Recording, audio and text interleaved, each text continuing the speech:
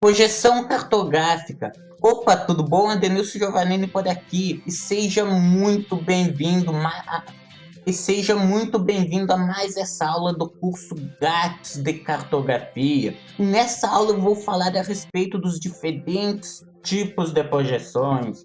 Por exemplo, o que é uma projeção plana? O que é uma projeção cilíndrica? Uma projeção cônica e polissuperficiais, além de abordar detalhadamente a projeção UTM. Então vamos lá, porém antes de mais nada eu gostaria de te informar que caso você queira baixar essa apresentação de slides, que eu coloquei o link para você baixar dela na descrição do vídeo. Eu também vou colocar aqui, então clique aqui e baixe agora essa apresentação de slides, que é um resumo, né, desse curso gratuito de cartografia. E o que é projetar os dados? Quais os tipos de projeções? Se você viu a aula anterior, se não viu, eu aconselho que você olhe para entender melhor. Assista as demais aulas. Eu vou colocar o link também para a playlist desse mini curso gratuito na descrição do vídeo. E vou colocar aqui embaixo também. Então clique aqui e acesse a playlist com todos os vídeos desse mini curso gratuito. E o que é projetar os dados? Quando que acontece uma projeção? Bom, projetar é basicamente fazer os dados dessa forma cilíndrica, né, de um elipsoide aqui para uma forma planar, utilizando o método que você quiser. E daí entre os métodos de projeções existem esses principais, que são, por exemplo, projeção cilíndrica, aonde você pega esse cilindro e projeta os dados. Imagine que você pega como se fosse uma laranja, imagine isso, uma laranja, uma bola, e passa esse cilindro todo em volta da bola e simplesmente estica esses dados. Perceba aqui na imagem o que acontece e perceba que é o tipo de projeção mais utilizado em mapas mundiais, mapas esses com grandes quantidades de áreas. Além disso, temos um segundo tipo de projeção, que é a cônica. E a cônica é como se você pegasse e fizesse a mesma coisa, porém utilizando um cone, aonde que com base em um ponto específico, você pega esse cone e projeta os dados. Além disso, um terceiro tipo de projeção é a projeção plana, aonde que você pega esse plano e projeta os dados, né, através da utilização desse plano cilíndrico. E perceba que a ONU utiliza uma projeção semelhante a essa em sua logo. Então são diferentes tipos de projeções. Além disso, quanto à forma de contato com o datum ou com os datas, se forem vários dados, temos aquelas projeções tangentes e secantes.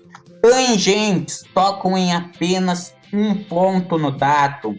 Secantes tocam em 2 ou mais pontos. Normalmente, secante é 2 pontos. Então, é essa a diferença entre projeções tangentes e secantes. Também isso é muito pedido em concursos para vestibulares, em concursos públicos.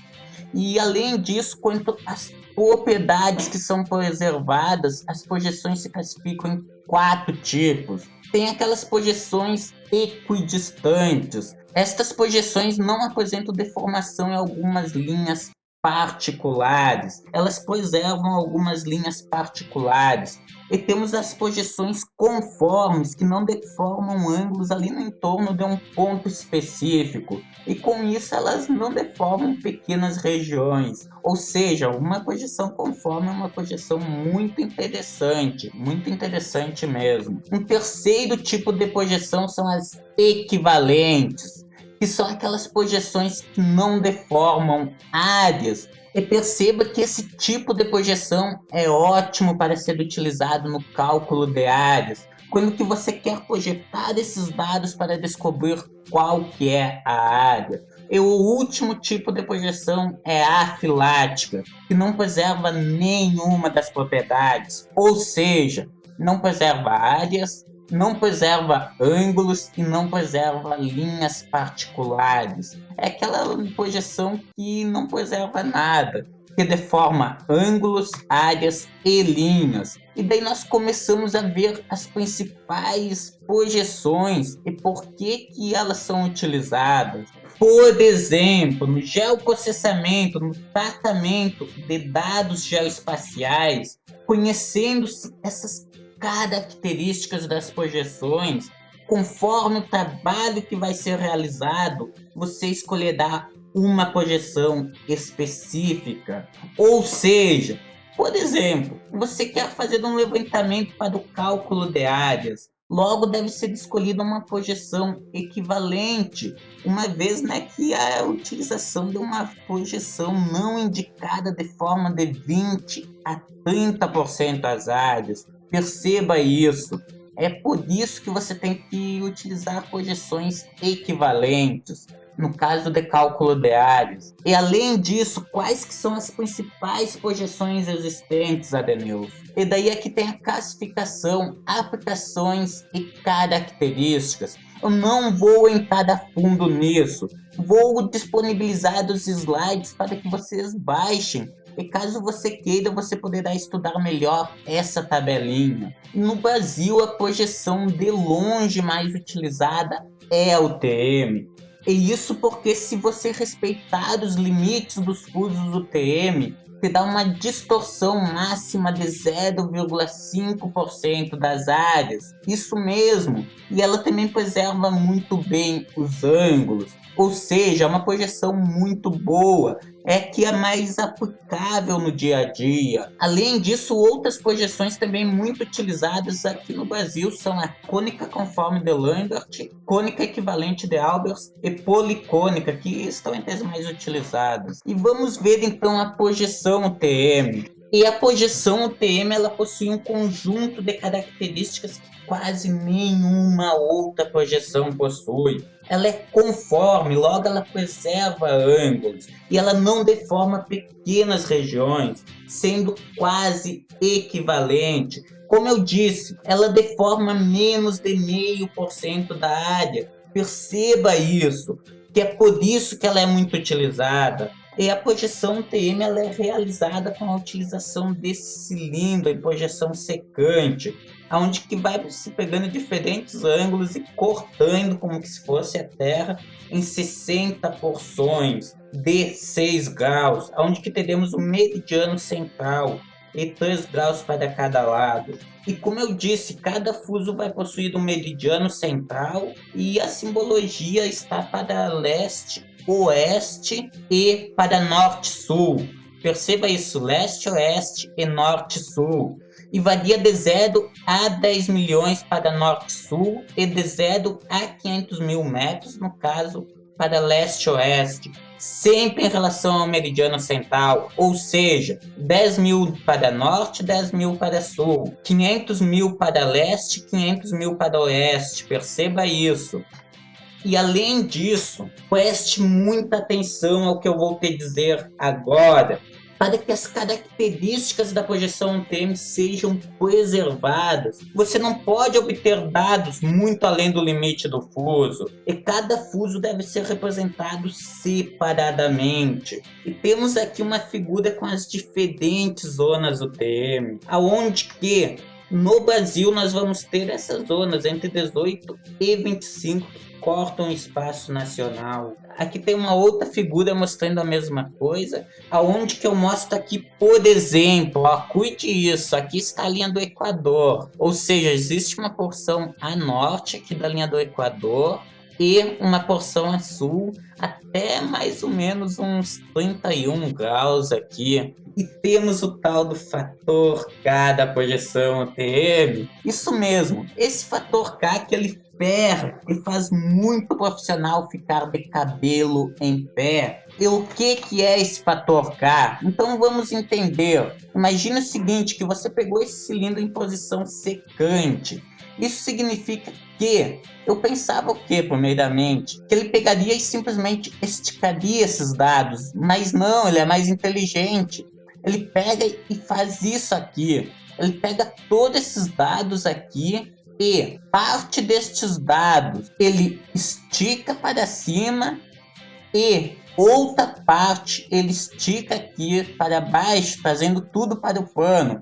E o que vai acontecer?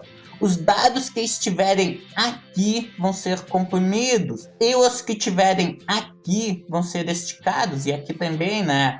Perceba isso. E com isso, existe esse tal de fator K, onde que, perto do meridiano central do fuso, é de 0,9996 e perto do limite é de 1,0010. Ou seja, em certo local ele é achatado, em outro ele é esticado, sendo que com isso existe o quê? Uma mudança na área. Isso mesmo, a área muda. Perceba que se você for fazer um cálculo de área, o que vai acontecer? Aqui a área vai ser representada um pouco menor do que realmente é. E aqui vai ser representada um pouco maior, conforme esse fator K. Porém, essa mudança é de no máximo 0,5%. Cuide isso. E é por isso que você tem que respeitar o limite do fuso. Porque se você passar, a distorção passará a ser maior do que 0,5%. E além disso, existe um erro que eu vejo ser cometido sistematicamente, que é a utilização de projeção TM para cálculos de pequenas áreas, como por exemplo perímetros urbanos. Tanto que a Lei 10.267, ela faz o cálculo, né? Nessa terceira edição passou a fazer o cálculo em coordenadas locais. E perímetro urbano é a mesma coisa. Eu vejo muitos profissionais, e inclusive a norma técnica 14166 tem um erro, onde que ela diz que a princípio deve ser utilizada a projeção UTM, porém o mais indicado é o plano topográfico, nesse limite de até 50 a 55 km². E você deve estar pensando, beleza, Denilson, então eu aprendi toda essa parte teórica. Porém, e na prática, como é que se faz? Como que eu configuro um software? Como que eu faço essa transformação dos dados na prática, no dia a dia? Como que eu transformo eles da maneira certa, sem cometer erros? E se você está com essa dúvida, se você quer aprender a configurar o software e fazer a transformação dos dados de acordo com a legislação, então eu tenho uma ótima notícia para você. Isso mesmo, eu tenho um curso que é o curso de configuração e transformação de dados no QuantumGIS, onde que eu ensino você a configurar o QuantumGIS e a fazer a transformação dos dados de acordo com a legislação nacional. É um curso onde que você vai aprender toda essa parte de configuração do software e de transformação dos dados. E existem vários cursos sobre o tema no mercado nacional e eu já fiz inclusive cursos presenciais onde que paguei mais de R$300. Porém, por esse curso eu vou cobrar apenas R$17. Isso mesmo, nada de R$300, e sim apenas R$17. Para você adquirir o curso é só clicar no link existente aqui do lado. Também vou colocar o link na descrição do vídeo. Um forte abraço, se você tiver alguma dúvida é só entrar em contato. Não deixe de se inscrever no canal e de assistir os demais vídeos que possuo. Até mais!